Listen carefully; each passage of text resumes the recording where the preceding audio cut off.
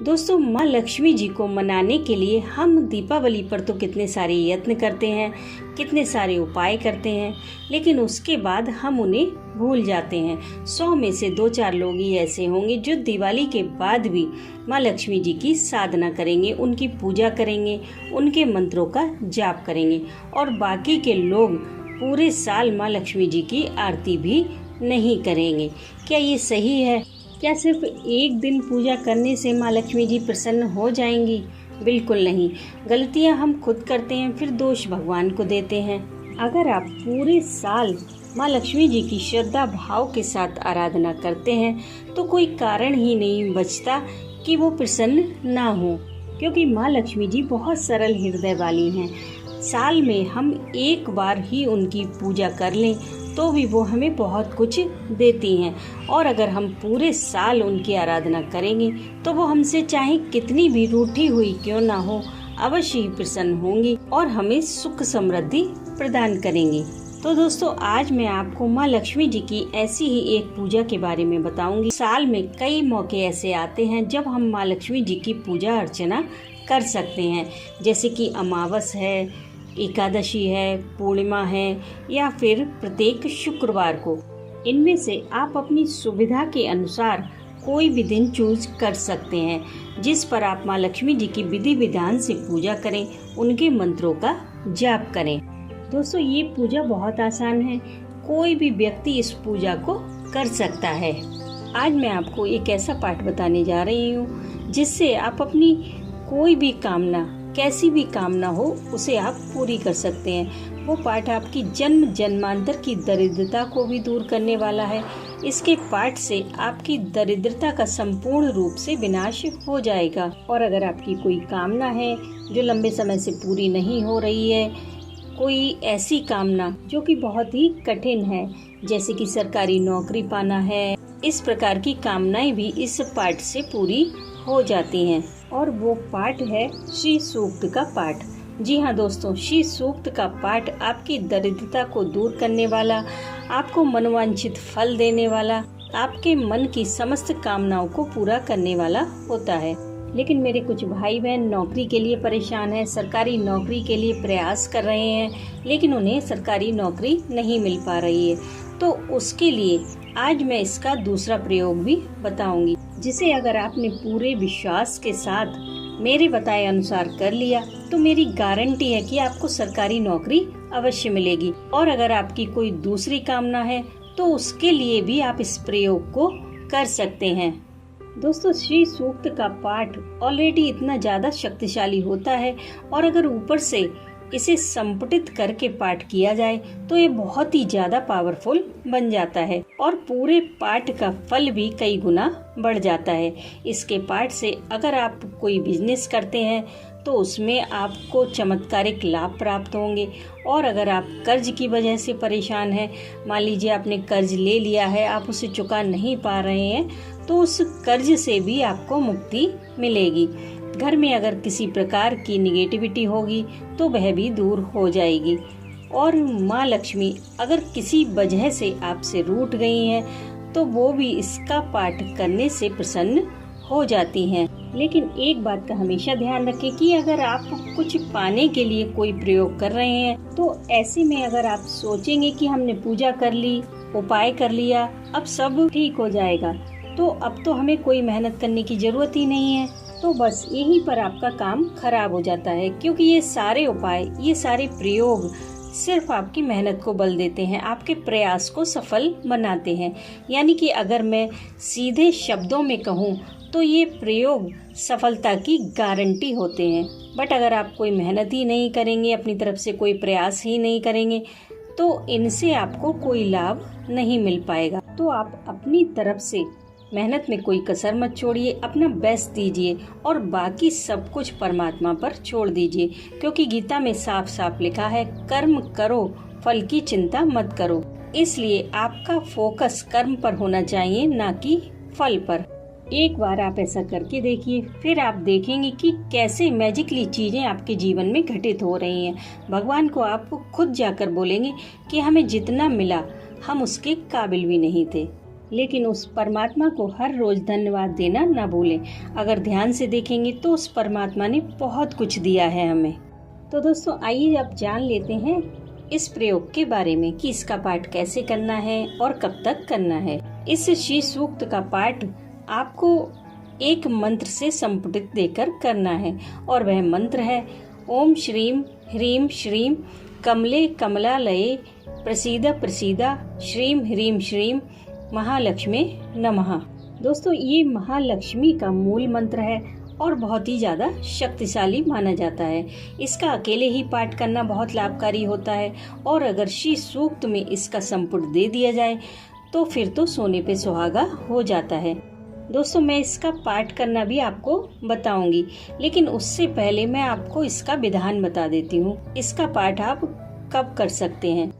इसका पाठ आप किसी भी एकादशी से, किसी भी शुक्रवार से या फिर कार्तिक या माघ के महीने से शुरू कर सकते हैं, या फिर आप इसका पाठ दीपावली से भी शुरू कर सकते हैं। जिस दिन से भी आप पाठ शुरू करें, मान लीजिए आप दीपावली से पाठ शुरू कर रहे हैं तो पहले दिन आपको इसका संपुट देकर पाठ करना है।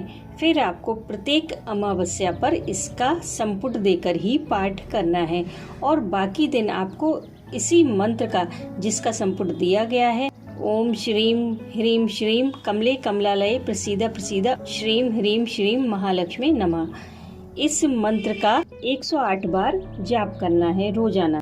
इसी तरह अगर आप एकादशी से शुरू कर रहे हैं तो प्रत्येक एकादशी पर आपको इसका संपुट देकर ही पाठ करना है, और अगर आप शुक्रवार से पाठ शुरू कर रहे हैं तो आपको प्रत्येक शुक्रवार आपको इसका संपुट देकर पाठ करना है और बाकी के दिन आपको इस मंत्र का 108 बार प्रतिदिन जाप करना है।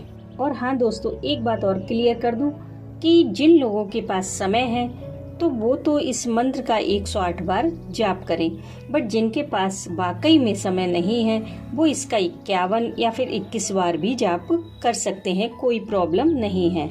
जब आप पूरी श्रद्धा और विश्वास के साथ इसका पाठ करेंगे तो आपको बहुत ही पॉजिटिव रिजल्ट देखने को मिलेंगे। लेकिन एक चीज का ध्यान रखिए कि पाठ शुरू करने से पहले या मंत्र जाप करने से पहले आप गणपति जी का ध्यान अवश्य करें, ताकि आपका ये अनुष्ठान निर्विघ्न पूरा हो।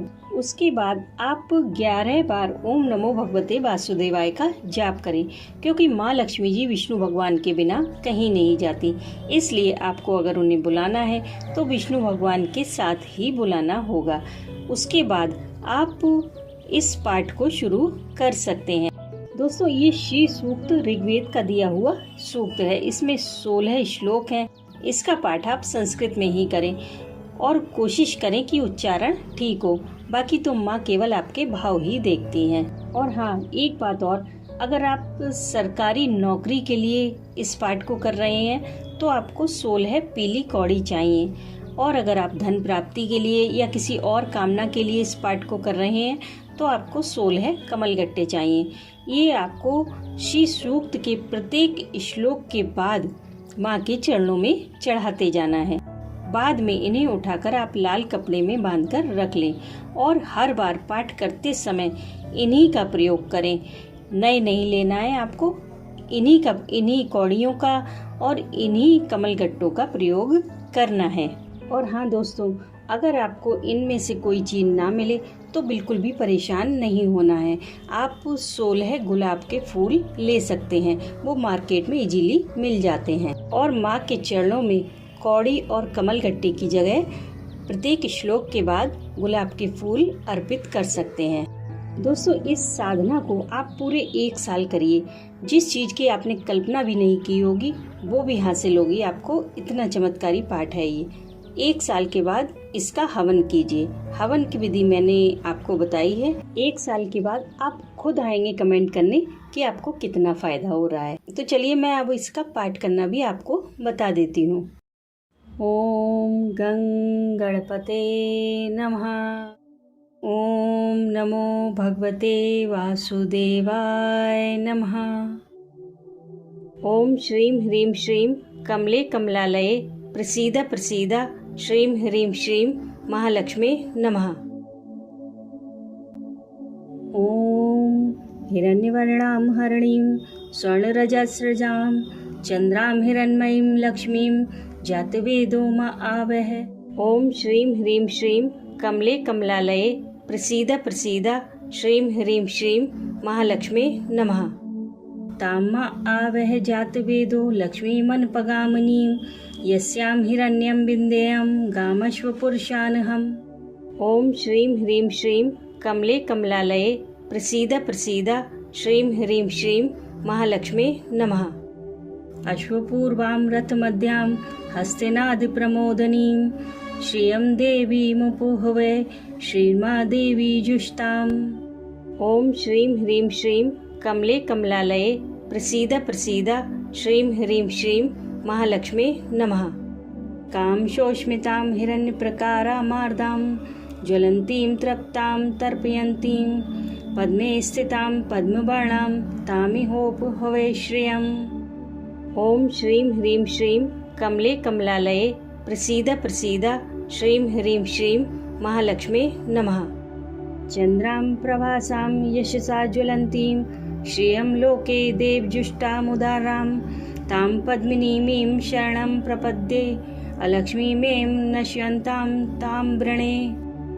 ओम श्रीं ह्रीं श्रीं कमले कमलालये प्रसीद प्रसीद श्रीं ह्रीं श्रीं महालक्ष्मी नमः।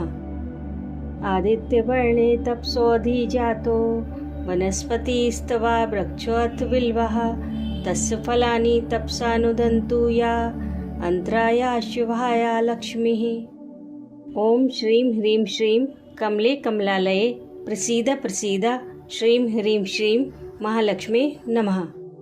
उपेतु मां देव सर्वः कीर्तिश्च मणिना सह प्रादुर्भूतोऽस्मि राष्ट्रेऽस्मिन् कीर्तिमृद्धिं ददातु मे। ओम श्रीं ह्रीं श्रीं कमले कमलालये प्रसीद प्रसीद श्रीं ह्रीं श्रीं महालक्ष्मी नमः। क्षुत्पिपासामलां ज्येष्ठां लक्ष्मीं नाश्याम्यहम् अभूतिं समृद्धिं च सर्वां निर्गुद मे गृहात्। ओम श्रीं ह्रीं श्रीं कमले कमलालये प्रसीद प्रसीद श्रीं ह्रीं श्रीं महालक्ष्मी नमः। गन्धद्वारां दुराधर्षां नित्यपुष्टां कर्षिणीं ईश्वरीं सर्वभूतानां तामिहोपहवे श्रियम्। ओम श्रीं ह्रीं श्रीं कमले कमलालये प्रसीद प्रसीद श्रीं ह्रीं श्रीं महालक्ष्मी नमः। मनसः कामाकुतिं वाचा सत्यं श्रीमहि पशूनां रूपमन्त्रस्य मयि श्रीः श्रेयतां यशः। ओम श्रीं ह्रीं श्रीं कमले कमलालये प्रसीद प्रसीद श्रीं ह्रीं श्रीं महालक्ष्मी नमः। कर्दमेन प्रजाभूता मयि संभवा कर्दम श्रियं भासे मे कुले मातरं पद्ममलिनीम्। ओम श्रीं ह्रीं श्रीं कमले कमलालये प्रसीद प्रसीद श्रीं ह्रीं श्रीं महालक्ष्मी नमः। आपासृजन्तु स्निग्धानि चिक्लितभस्मे गृहे नीचा देवीं मातरं श्रियं वासे मे कुले।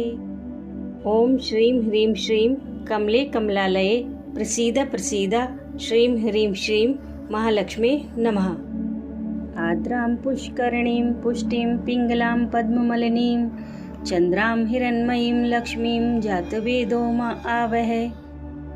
ओम श्रीं ह्रीं श्रीं कमले कमलालये प्रसीद प्रसीद श्रीं ह्रीं श्रीं महालक्ष्मी नमः। आद्रां यः करणीं यष्टिं सुवर्णां हेममलिनीं सूर्यां हिरण्मयीं लक्ष्मीं जातवेदो म आवह। ओम श्रीं ह्रीं श्रीं कमले कमलालये प्रसीद प्रसीद श्रीं ह्रीं श्रीं महालक्ष्मी नमः। ताम्मा आवह जातवेदो लक्ष्मीमनपगामिनीं यस्यां हिरण्यं प्रभूतं गावो दासोऽश्वान् विन्देयं पुरुषानहम्। ओम श्रीं ह्रीं श्रीं कमले कमलालये प्रसीद प्रसीद श्रीं ह्रीं श्रीं महालक्ष्मी नमः।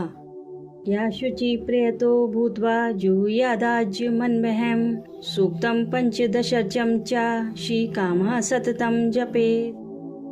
ओम श्रीं ह्रीं श्रीं कमले कमलालये प्रसीद प्रसीद श्रीं ह्रीं श्रीं महालक्ष्मी नमः। दोस्तों, इस प्रकार पाठ करने के बाद आप 1 साल के बाद इसका हवन करें। इसका हवन करना बहुत आसान है। इसमें सिर्फ गाय के घी की ही जरूरत होती है और श्री सूक्त का प्रत्येक श्लोक बोलते हुए गाय के घी की ही आहुतियाँ देनी होती हैं। 16 श्लोक मतलब 16 आहुतियाँ। हवन के बाद आप 16 गरीबों को भोजन कराएं। ध्यान रखें कि पंडितों को नहीं बुलाना है, सिर्फ गरीबों को ही भोजन कराना है। जिन्हें जरूरत है, जो भूखे हैं, सिर्फ उन्हें ही भोजन कराना है। अब भोजन आप अपनी क्षमता के अनुसार करा सकते हैं। आप मार्केट से लेकर भी खिला सकते हैं, आप फलों का दान भी कर सकते हैं। जैसी भी आपकी क्षमता हो उसी तरह से आप खिला सकते हैं। लेकिन 1 साल के बाद इसका हवन अवश्य करें। ऐसा बिल्कुल भी ना सोचे कि हमारी ये कामना तो पूरी हुई नहीं तो अब हम हवन ना करें, या जब कामना पूरी हो जाएगी तब हम हवन कर देंगे। तो दोस्तों, ये तो सौदेबाजी हुई। ऐसा आप बिल्कुल भी ना करें। इस साधना को आप करके तो देखिए, उसके बाद जो आपके जीवन में चमत्कारी परिवर्तन आएंगे ना, वो देखकर आप खुद चकित रह जाएंगे। एक बात तो निश्चित है कि ये साधना करने के बाद आपको कभी किसी के आगे हाथ नहीं फैलाना पड़ेगा। 1 साल तो मैंने बहुत ज्यादा बताया है, उससे पहले ही आपकी जिंदगी संवर जाएगी। लेकिन फिर भी आप इस साधना को बीच में ना छोड़ें, अपनी साधना को पूरे 1 साल तक कंप्लीट करें।